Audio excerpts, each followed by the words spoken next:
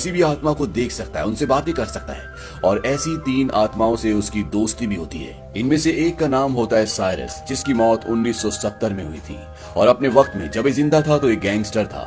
दूसरे का नाम होता है नर्ड और तीसरे का द जज, क्योंकि ये एक जज था। अपनी पत्नी की मौत के बाद फ्रैंक ने अपना काम छोड़ दिया और अब वो उन लोगों के घरों से भूत प्रेत को भगाता है जिनके घरों में भूत प्रेतों का साया होता है।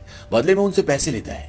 फ्रैंक एक दिन जब गाड़ी चला रहा होता है तो उसका ध्यान भटक जाता है और वो एक आदमी के लॉन के अंदर घुस जाता है, जिससे उसका काफी नुकसान हो जाता है। इसका नाम रे होता है। फ्रैंक रे को अपना विजिटिंग कार्ड देता है। वो कहता है जितना भी तुम्हारा नुकसान हुआ है मैं उसे भर दूंगा, और ये कहकर वो वहाँ से चला जाता है। रे की पत्नी का नाम लूसी होता है और वो एक फिजिशियन, एक डॉक्टर है और वो एक घर में जाती है। इस घर में एक बूढ़ी औरत रहती है जिसका नाम है मिसेस ब्रैडली और ये कभी एक साइकाट्रिस्ट थी। ये अपनी बेटी के साथ इस घर में रहती है। इसकी बेटी का नाम पट्रिशिया है और लूसी यहाँ पर इसलिए आई है क्योंकि पट्रिशिया का हाथ चाकू से सब्जी काटते हुए कट जाता है।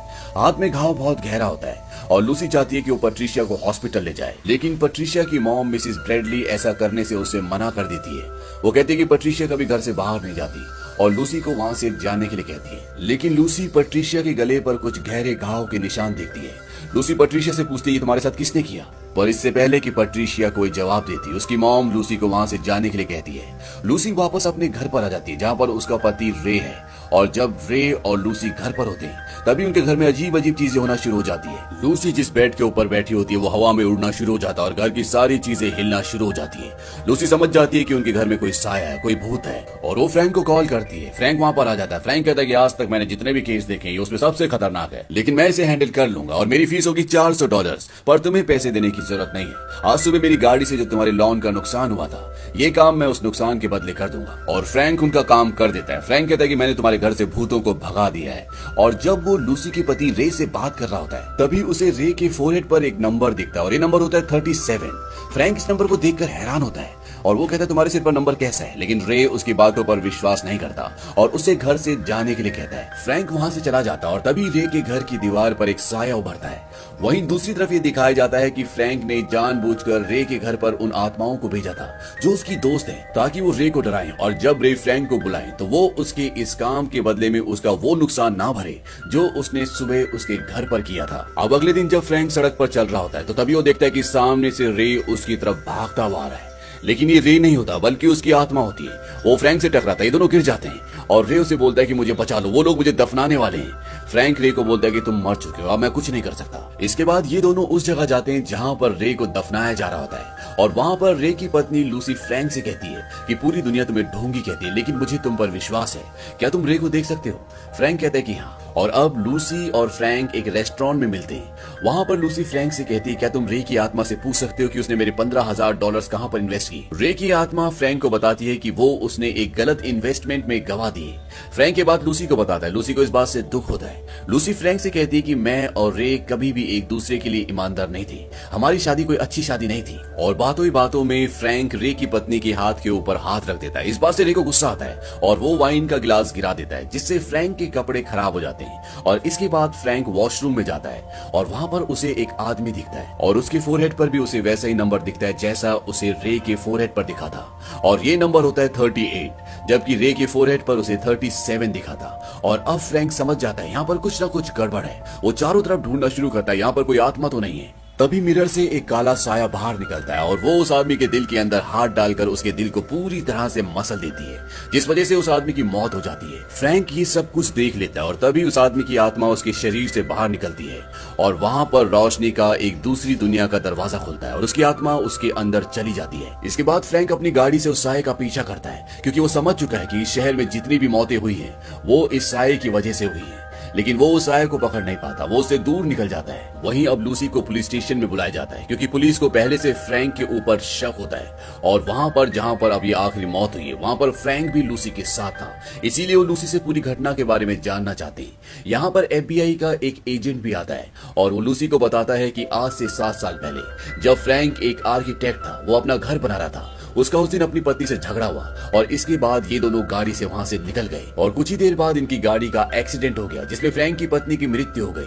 और जब हमें उसकी डेड बॉडी मिली तो उसके फोरहेड पर चाकू से 13 नंबर लिखा था। फ्रैंक हमेशा अपनी गाड़ी के पीछे एक यूटिलिटी नाइफ रखता था और वो नाइफ हमें कभी नहीं मिला। आज तक हम उसकी तलाश कर रहे हैं और जब हमें फ्रैंक मिला तो 2 घंटे बीत चुके थे और उसका ये कहना था कि उसे कुछ भी याद नहीं है। दूसरी तरफ फ्रैंक पूरी तरह से परेशान होता है और तभी उसे आसमान से एक रोशनी धरती की ओर आती हुई नजर आती है।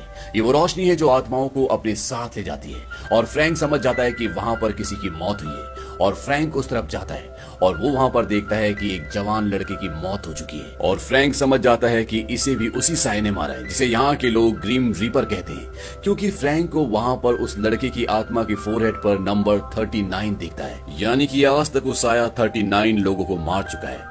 अब फ्रैंक यहाँ से जा ही रहा होता है कि तभी वहां पर एक लेडी होती है, उसे उसके सिर पर 40 नंबर लिखा हुआ नजर आता है। फ्रैंक इसे पहले से जानता है क्योंकि ये एक न्यूज़पेपर की एडिटर है और वो फ्रैंक को बोलती है कि तुम्हारे लिए यहाँ पर कोई भी पैसा नहीं है, क्योंकि ये फ्रैंक को एक ढोंगी समझती है।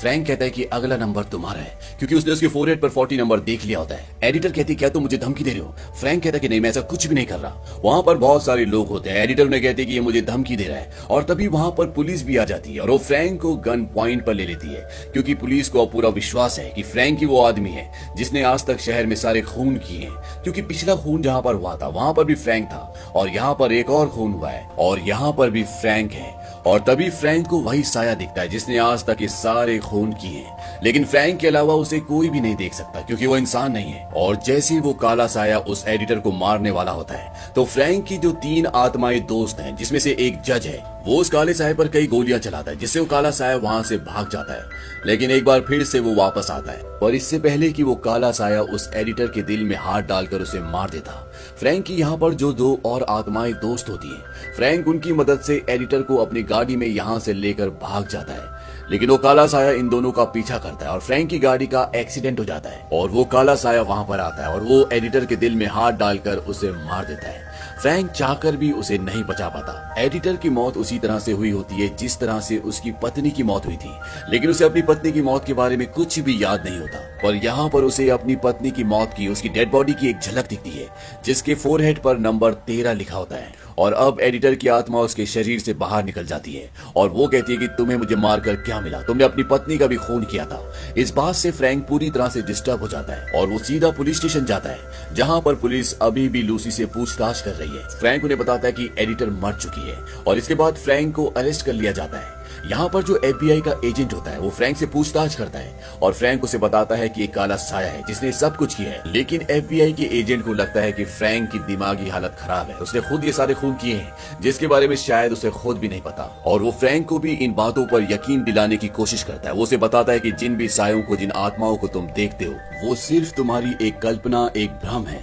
और अब कहीं ना कहीं फ्रैंक को भी इस बात पर यकीन होना शुरू हो जाता है क्योंकि जब वहाँ पर वो 2 आत्माएं साइरस और नट जो कि उसकी दोस्त है वो वहाँ पर आती है तो फ्रैंक उन्हें नहीं देख पाता क्योंकि कहीं ना कहीं उसके दिमाग ने ये विश्वास करना शुरू कर दिया है कि जो FBI का एजेंट कह रहा था वो सही कह रहा था। वहीं दूसरी तरफ लूसी अब फ्रैंक के घर पर जाती है और जब वो घर पर जाती है तो वहां पर एक रिकॉर्डेड कॉल होता है और ये कॉल होता है पैट्रिशिया की मॉम का।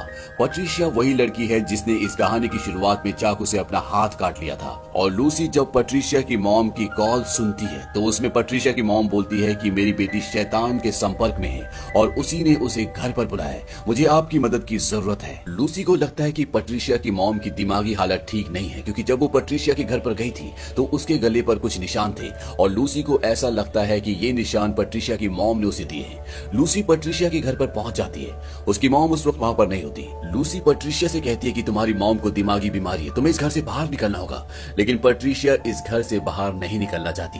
वो लूसी से कहती है कि तुम नहीं समझोगी और ये कहते हुए वो एक जार की तरफ देखती है और जब लूसी उसे उठाने वाली होती है ये पूछने के लिए कि इसमें क्या है, पैट्रिशिया उससे पहले उसे उठा लेती है। वो कहती है कि इसमें मेरे पिता की अस्थियां हैं, उन्होंने मर्डर किया और उसके बाद अपनी खुद की जान ले ली और मेरी मॉम ये सोचती है कि उनकी मौत की जिम्मेदार मैं हूँ, इसीलिए उनकी अस्थियां मुझे अपने कमरे में रखनी पड़ती हैं। अब पैट्रिशिया की मॉम घर पर वापस आ जाती है और पैट्रिशिया लूसी को एल्मीरा के अंदर छुपा देती है और लूसी को एल्मीरा के अंदर वो चाकू मिलता है जो फ्रैंक का होता है, जिससे फ्रैंक की मरी हुई पत्नी के सिर पर नंबर 13 लिखा गया था, जिसे पुलिस कई सालों से ढूंढ रही है। लूसी इस बात से हैरान हो जाती है और वो किसी तरह से घर से निकलकर सीधा फ्रैंक के पास जेल में जाती है, लेकिन फ्रैंक लूसी की किसी भी बात पर विश्वास नहीं करना चाहता। लूसी उसे विश्वास दिलाती है और फ्रैंक एक बार फिर से वापस अपनी नॉर्मल चेतना में आ जाता है, लेकिन तभी फ्रैंक देखता है कि लूसी के फोरहेड पर लिखा होता है 41, यानी कि उस काले साये का अगला शिकार अब लूसी है। और तभी वहां पर वो काला साया आता है।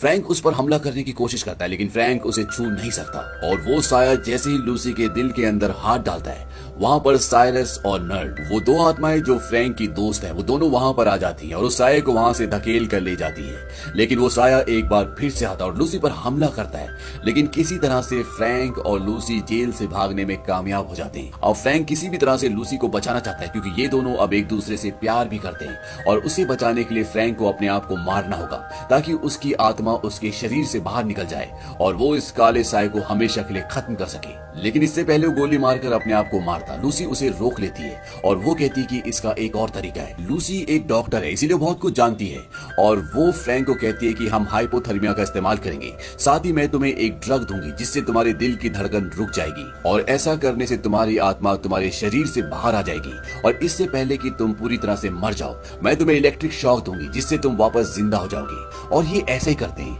ये इस प्रोसेस को शुरू करते हैं, लेकिन फ्रैंक के पास केवल 20 ही मिनट्स होंगे, क्योंकि 20 मिनट के बाद लूसी को उसकी बॉडी को रिवाइव करना होगा, नहीं तो हमेशा के लिए मर जाएगा। और ये फ्रैंक को हाइपोथर्मिया के लिए एक कोल्ड स्टोरेज के अंदर डालते हैं। हाइपोथर्मिया उसे कहते हैं जब इंसान का पूरा शरीर ठंड से जम जाता है। अब जब ये प्रोसेस चल रहा होता है तभी यहाँ पर FBI का एजेंट आ जाता है और वो नहीं चाहता कि फ्रैंक को यहाँ से बाहर निकाला जाए, वो चाहता है कि उसकी मौत वहीं पर हो जाए, इसीलिए वो लूसी को अपने साथ गिरफ्तार करके ले जाता है। अब फ्रैंक की आत्मा जो उसके शरीर से निकल चुकी है वो यहाँ पर पहुंच जाती है और वो लूसी को यहाँ से भगाकर ले जाना चाहता है, क्योंकि वो जानता है कि कभी भी यहाँ पर वो काला साया आ जाएगा और वो काला साया यहाँ पर आ जाता है। फ्रैंक और उस साये के बीच में बहुत लड़ाई होती है और फ्रैंक उसे अपने काबू में कर लेता है और फ्रैंक को पता चलता है कि इस काले साये का नाम, जिसकी ये आत्मा है, उसका नाम जॉनी बार्लेट है, जिसने सन 1964 में एक साइकेट्रिक हॉस्पिटल में 11 लोगों को मार दिया था। और वो ऐसा इसलिए कर रहा था क्योंकि वो इस दुनिया का सबसे बड़ा सीरियल किलर बनना चाहता था। इन सब कामों में उसका साथ दिया था पैट्रिशिया ने,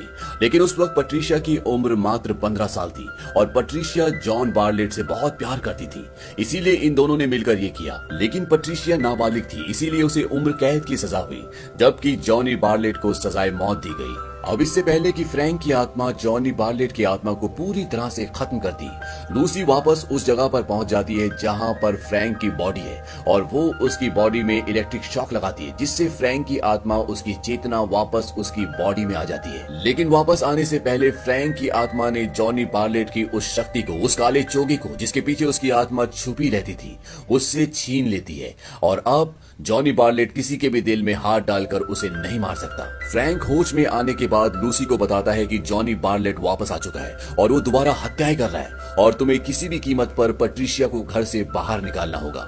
लूसी सीधा पैट्रिशिया के घर पर जाती है और वो पैट्रिशिया को कहती है कि तुम्हें मेरे साथ चलना होगा, लेकिन पैट्रिशिया की मॉम मना कर देती है। वो कहती है कि ये कहीं नहीं जाएगी। लूसी पैट्रिशिया की मॉम को कहती है कि तुम फ्रैंक का चाकू अपनी एल्मीरा में क्यों रखती हो। पैट्रिशिया की मॉम बोलती है कि तुम मेरे कमरे में गई थी और ऊपर चली जाती है और पैट्रिशिया भी उसके पीछे चली जाती है। कुछ ही देर बाद पैट्रिशिया वापस आती है और वो कहती है कि मॉम मान गई है, वो पुलिस के पास जाने के लिए तैयार है, वो कुछ ही देर में नीचे आने वाली है। और तभी यहाँ पर जॉनी बार्लेट की आत्मा आ जाती है, लेकिन अब वो लूसी का कुछ भी नहीं कर सकती। पर जॉनी बार्लेट की आत्मा आने के बाद यहाँ पर पैट्रिशिया का बिहेवियर चेंज हो जाता है और वो उससे बात करना, उसे महसूस करना शुरू कर देती है और जॉनी बार्लेट उसे बोलता है कि हमें सबसे ज्यादा खून करने का रिकॉर्ड बनाना होगा, इसीलिए तुम्हें लूसी को मारना होगा। पैट्रिशिया लूसी को बोलती है कि मैं अंदर से अपना कोट लेकर आती हूँ और जब वो अंदर जाती है तो वहां से एक चाकू उठाती है, क्योंकि वो अब लूसी को मारना चाहती है। इसी दौरान लूसी ऊपर जाती है और